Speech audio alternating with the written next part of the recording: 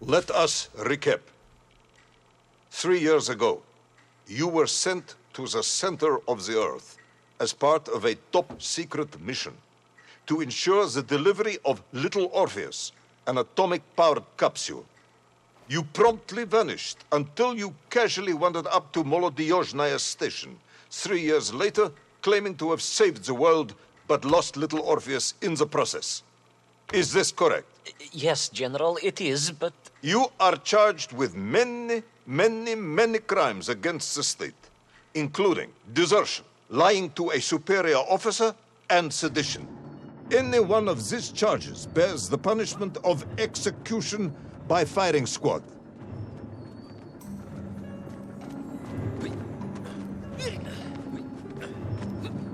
General, you must be reasonable. I did my best. It's all true, I swear. I swear upon the lives of my family. Oh, do you? Auntie Marcia and Uncle Vanya, the traveling tinker and the pig dentist, or perhaps Cousin Pavel, the criminal mastermind with the unhealthy taste for eggs. How stupid do you think I am, Comrade Devalov?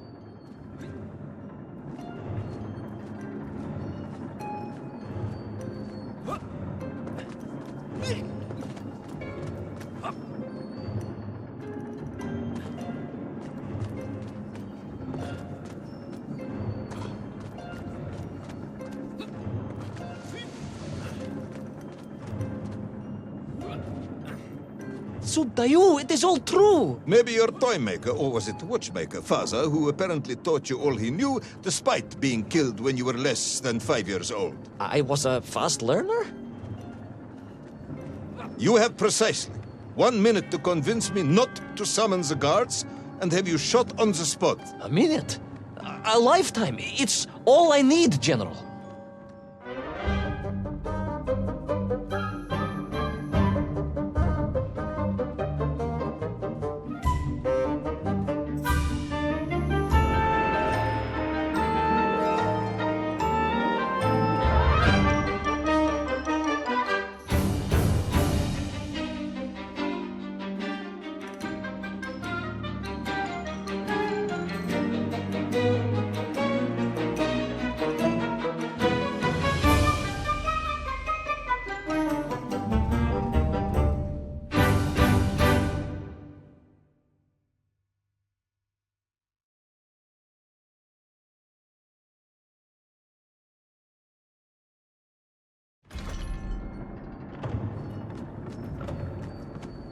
I was astounded.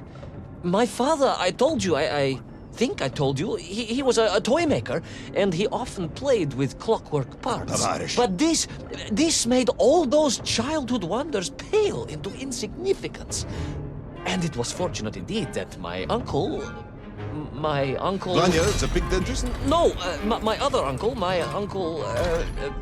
Sasha, had taken me mountaineering in the Urals during my childhood, for it was only by scaling these giant mechanical parts that I would reach Little Orpheus. Yes, I had been thinking that it seems awfully convenient that you were such an accomplished climber. I don't, however, recall any mention of this Uncle Sasha in your file. He was a very private He was man. a very unlikely man. That was Uncle Sasha's blessing and his curse.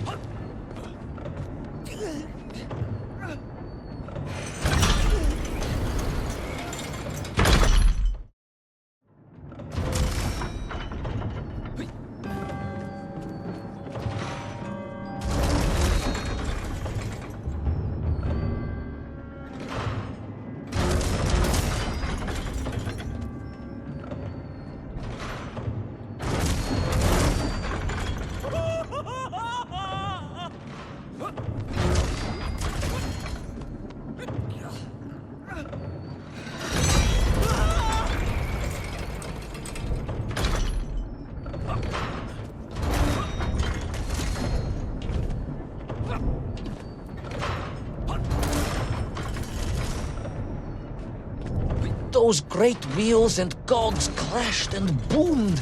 The vast hands of all time crunching forever and ever around. Ivan Ivanovich. Pendulums and springs and great big wheels and tiny little wheels. Tavarish Privalov, stop! Though at least the Myenk were not here, especially as they seemed to infest the world below the surface.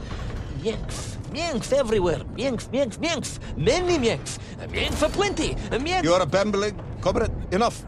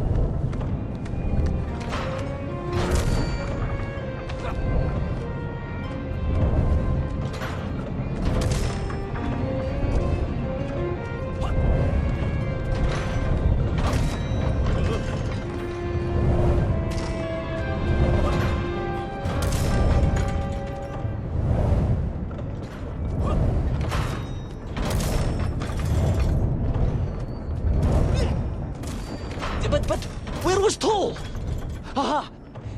High above. On the clock face, perhaps. With his radios and his crystals. Oh, if I could just reach him, I could use the bomb. There is no bomb.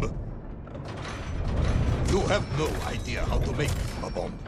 You have no idea about how to do anything one might actually expect of a cosmonaut. The bomb? Ivan Ivanovich! General? Time is up.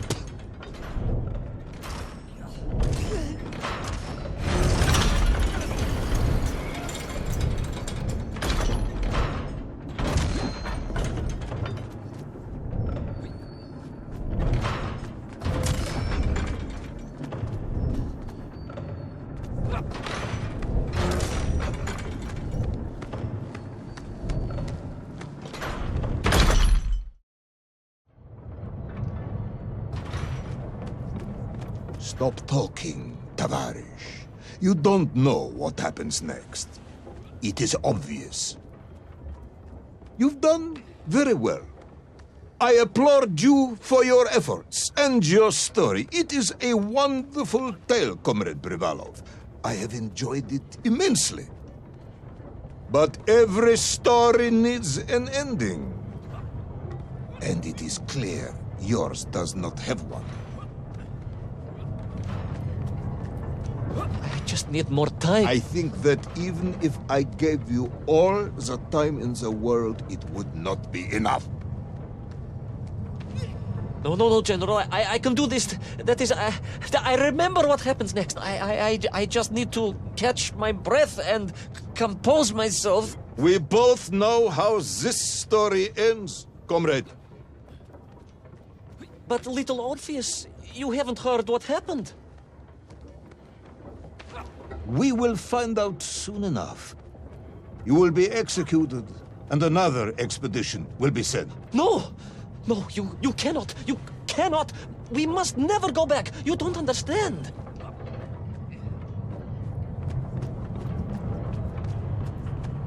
Make me, then. Make me understand. I am a kind man, although you may not believe this. I do not want to have you shot.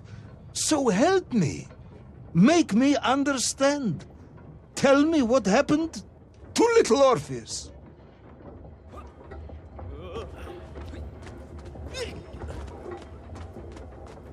It was... Ivan Ivanovich? It was... It was... No. I'm sorry, General. I'm sorry, I have no idea. You are right. I simply cannot think what happened next. It's just... a blank, General. There's nothing there. I am very tired, you see. Comrade Privalov. Ivan. You're right. It's over, General. Perhaps you would be so kind as to write to my mother for me. Of course I will. You are a kind man, as you have said. And, General... Yes, Ivan. Was it a good story? Oh, yes. It was an excellent story. Thank you, General. I am just sorry I couldn't give you an ending. Unless... General? Quiet, Tovarish. I am thinking. Unless... I seem to remember that there were many problems with little Orpheus during production. General? Problems with the casing around the atomic battery. Concerns. Concerns, General? Yes, concerns. Unlikely though that might be. Yeah, it seems if I remember that it failed to secure properly. A sharp blow could spring the hatch and expose the fragile casing of the bomb to any would-be vandal.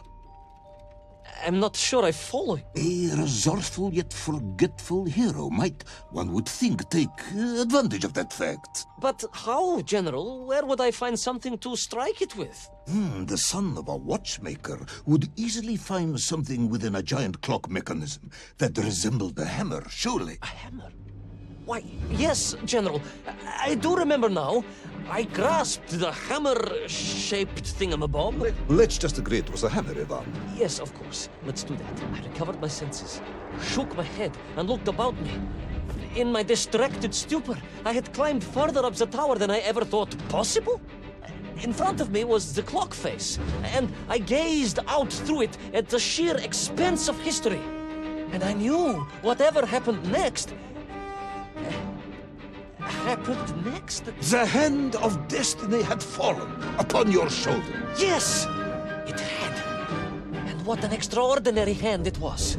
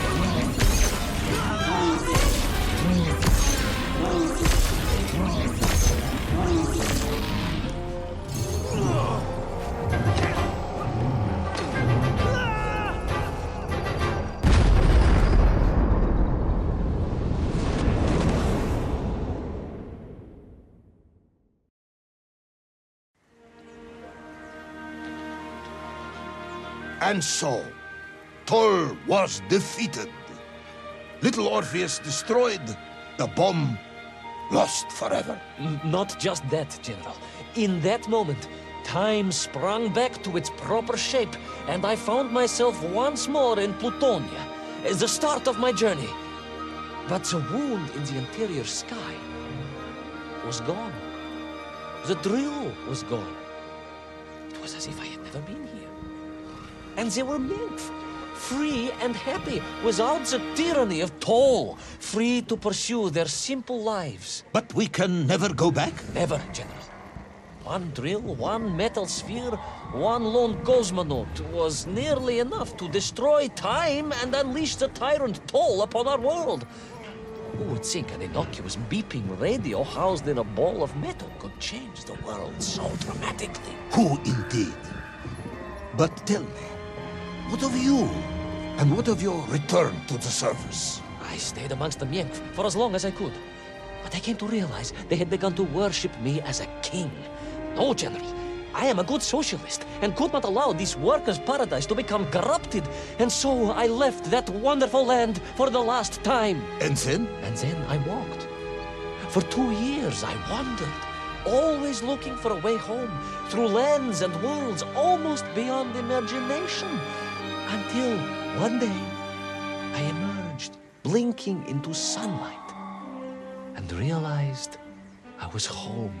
Until one day I emerged, just like that? You just found your way back to the surface? Well, General, it was a little more complicated than that. There were great obstacles to overcome, and terrible challenges to face, and incredible lands to explore. Enough, Ivan. Little Orpheus is lost forever. The interior is sealed. You have returned with a story of socialism, triumphing over incredible odds. It is, as I said, enough for one night.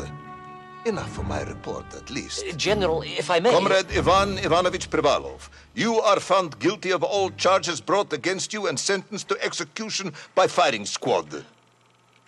However, having listened to your story, I believe you are quite mad.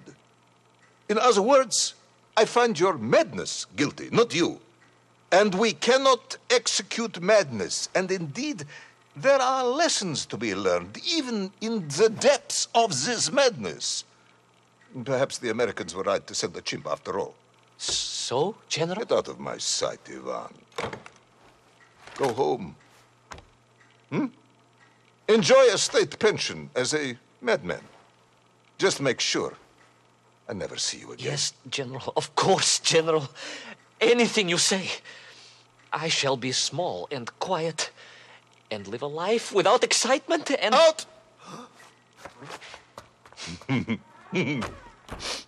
Until one day I just emerged. Oh, very good, Tavarish. Very good indeed.